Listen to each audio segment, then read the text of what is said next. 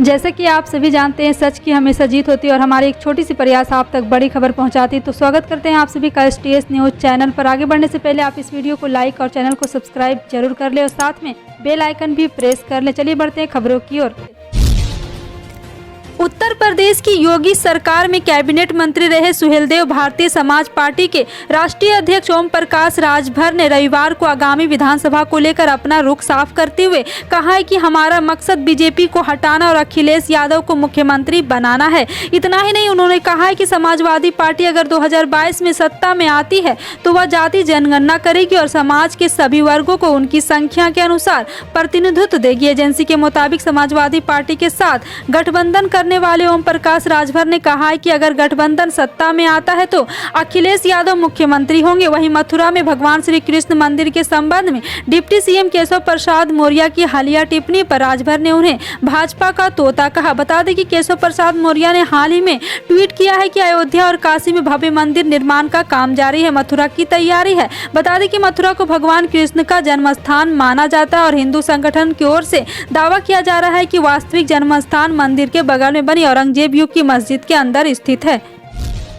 5 चुनावी राज्यों में बेरोजगारी का मुद्दा भाजपा के गले की फांसी बन सकता है। त्योहारी सीजन बीतने के साथ ही बेरोजगारी दर दोबारा बढ़ने लगी है। इस समय पूरे देश में बेरोजगारी दर 7.2% हो गई। औद्योगिक कामकाज वाले शहरी क्षेत्रों में बेरोजगारी दर रिकॉर्ड 8.5% तक पहुंच गई है, तो ग्रामीण क्षेत्रों में बुआई का सीजन होने के बाद भी बेरोजगारी दर 6.6% हो गई है। चुनावी राज्य यूपी में बेरोजगारी दर 4.8%, तो गोवा में 12.7% हो चुकी है। भाजपा शासित इन राज्यों में सरकार को बेरोजगार युवाओं का गुस्सा झेलना पड़ सकता है। बेरोजगार युवा नौकरियों को लेकर जगह जगह प्रदर्शन कर रहे हैं। उनकी समस्याओं का समाधान मिलने की जगह पुलिस उन पर लाठियां बरसा रही। इससे समझा जा रहा है कि इसे सुलझाने के बजाय अधिक गंभीर करती जा रही। बेरोजगार पर हुए लाठीचार्ज का मुद्दा उठाते हुए भाजपा सांसद वरुण गांधी ने कहा है कि ये बेरोजगार युवा भारत माँ के बेटे हैं, इनकी बात मानना तो दूर, कोई इनकी बात सुनने को तैयार नहीं है। पुलिस द्वारा बेरोजगार युवाओं के पीटे जाने का एक वीडियो शेयर करते हुए उन्होंने ट्वीट किया है, लिखा है कि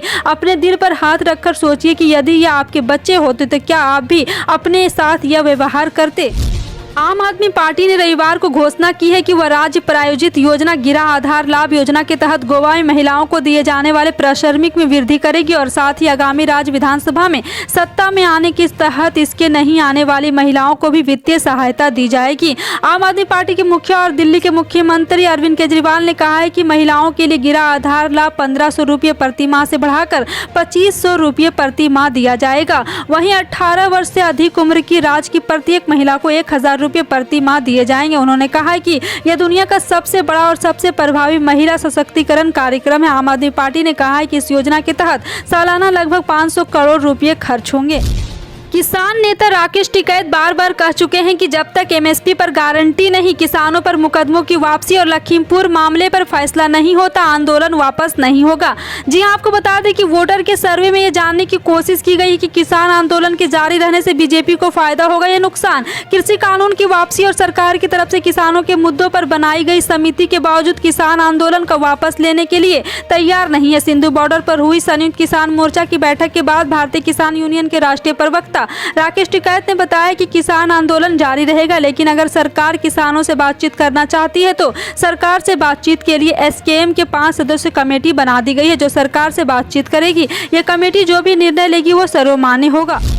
उत्तर प्रदेश में अगले साल की शुरुआत में विधानसभा के चुनाव है। यही वजह है कि सूबे में सियासी हलचल बढ़ गई है। सत्ता पर काबिज बीजेपी सरकार में वापसी का दावा कर रही, जबकि समाजवादी पार्टी का कहना है कि इस बार वो बीजेपी को सत्ता पर काबिज होने नहीं देंगे और खुद सरकार बनाएंगे। हालांकि ऐसा ही दावा बाकी पार्टियां भी कर रही है, लेकिन कौन कितना मजबूत है इसका पता तो चुनावी नतीजों के बाद ही चलेगा। फिलहाल यूपी में जनता का क्या मूड है, इसे जानने के लिए वोटर के साथ लोगों की नब्ज टटोलने की कोशिश की है और जानना है कि कितने लोग सरकार से नाराज है और इस बार के चुनाव में बदलाव चाहते। इस हफ्ते के सर्वे में 47% लोग ऐसे हैं जिन्होंने कहा है कि सरकार से नाराज है और बदलाव चाहते हैं। हालांकि पिछले हफ्ते के मुकाबले यह आंकड़ा कम हुआ। 29% लोगों ने कहा है कि नाराज तो है लेकिन सरकार नहीं बदलना चाहते, जबकि 24% लोग ऐसे थे जिनका कहना था कि ना वो सरकार से नाराज है और ना ही बदलना चाहते हैं। लेकिन सबसे ज्यादा लोग ऐसे हैं जो सरकार को बदलना चाहते हैं। उत्तर प्रदेश में भाजपा का सुपड़ा साफ होता हुआ देखना चाहते हैं। संसद के शीतकालीन सत्र में राज्यसभा के पहले हफ्ते का आधे से ज्यादा कामकाज का वक्त बर्बाद हो गया। विपक्षी सांसद राज्यसभा से निलंबित 12 सांसदों की बहाली समेत कई मांगों को लेकर लगातार संसद में हंगामा नारेबाजी कर रहे हैं। उम्मीद है कि अगले हफ्ते कामकाज सुचारू रूप से चल सकता है। विपक्षी सांसदों ने सांसदों के निलंबन को लोकतांत्रिक और भेदभावपूर्ण बताया। राज्यसभा के सभापति एम वेंकैया नायडू ने इन सांसदों का निलंबन वापस लेने से इनकार कर दिया। उन्होंने कहा कि निलंबित सांसदों ने अपनी गलती पर पछतावा भी नहीं व्यक्त किया। संसदीय कार्य मंत्री प्रहलाद जोशी ने कहा है कि अगर विपक्षी सांसद माफी मांगते तो उनके निलंबन को वापस लिया जाता, लेकिन यहाँ पर सम्मान की बात है। कोई भी विपक्षी सांसद यहाँ पर झुकने को तैयार नहीं, ना ही कि केंद्र सरकार झुकने को तैयार है।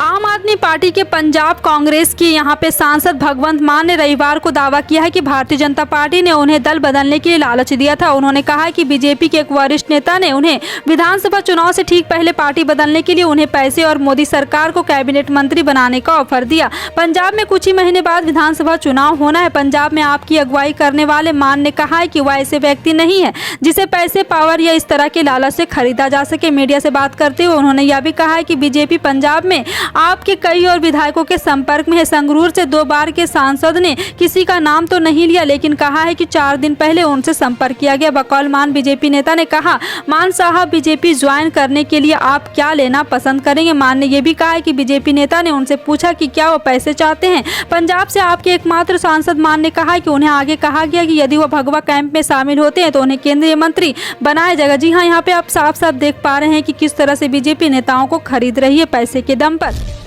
शिवसेना सांसद प्रियंका चतुर्वेदी ने संसद के मानसून सत्र में अशोभनीय आचरण को लेकर 11 अन्य लोगों के साथ राज्यसभा से निलंबन के बाद संसद टीवी से इस्तीफा दे दिया है। जी हां, आपको बता दें कि दरअसल प्रियंका चतुर्वेदी संसद टीवी में एक कार्यक्रम में एंकर की जिम्मेदारी भी संभालती थी। शो के एंकर के रूप में इस्तीफा देने को लेकर प्रियंका चतुर्वेदी ने राज्यसभा के सभापति एम वेंकैया नायडू को एक पत्र लिखकर उसका कारण भी बता दिया है। राज्यसभा के सभापति को 5 दिसंबर को लिखे पत्र में चतुर्वेदी ने आगे कहा कि मेरे मनमाने निलंबन के बाद जिसने स्थापित संसदीय मानदंडों और नियमों को पूरी तरह से कलंकित किया है, मेरी और मेरी पार्टी की आवाज को दबाने की कोशिश की गई है। जब मुझे संविधान की प्राथमिक शपथ से वंचित किया जा रहा है, ऐसे में मैं संसद टीवी का दायित्व निभाने की अनिच्छुक हूँ।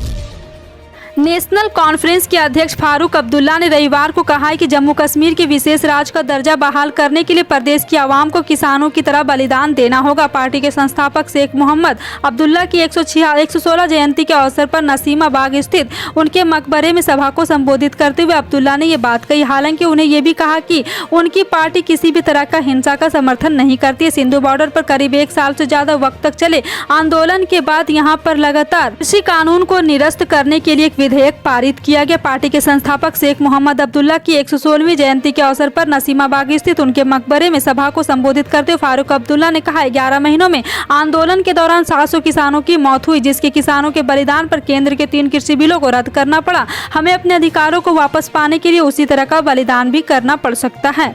संसद का शीतकालीन सत्र चल रहा है। इस दौरान शुक्रवार को पूर्व केंद्रीय मंत्री और राजस्थान से बीजेपी के सांसद केजे ने राज्यसभा के एक प्राइवेट मेंबर बिल पेश किया, जिसका विपक्षी सदस्यों ने पुरजोर विरोध किया। इसके साथ सदन के बाद उपसभापति हरिवंश ने बिल को रिजर्व रख दिया। दरअसल आईएएस की नौकरी छोड़कर राजनेता बने केरल के निवासी केजे अल्फोंस ने प्राइवेट मेंबर बिल के रूप में एक संविधान संशोधन बिल पेश किया था। बिल में यह प्रस्ताव था कि संविधान की प्रस्तावना में वर्णित समाजवाद शब्द को हटा दिया जाए और उसकी जगह न्याय संगत शब्द किया जाए। लेकिन जैसे ही उन्होंने इस बिल को पेश किया और उप सभापति ने उस पर सदन का ध्वनिमत जानना चाहा, तो बिल के विरोध में विपक्षी दलों ने अपनी आवाज बुलंद कर दी और नो पक्ष में ज्यादा आवाज आने लगी।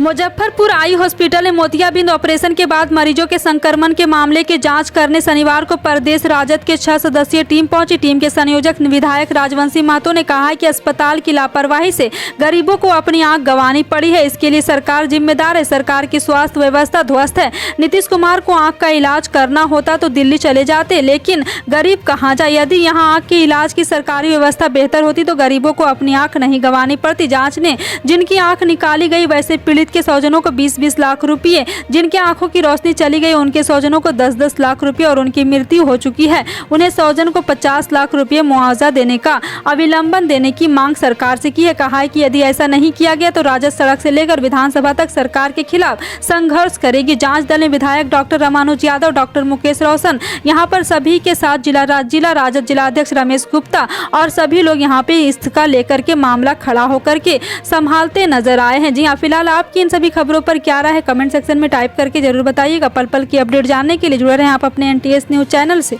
मिलते हैं अगली बड़ी खबर के साथ, तब तक के लिए जय हिंद।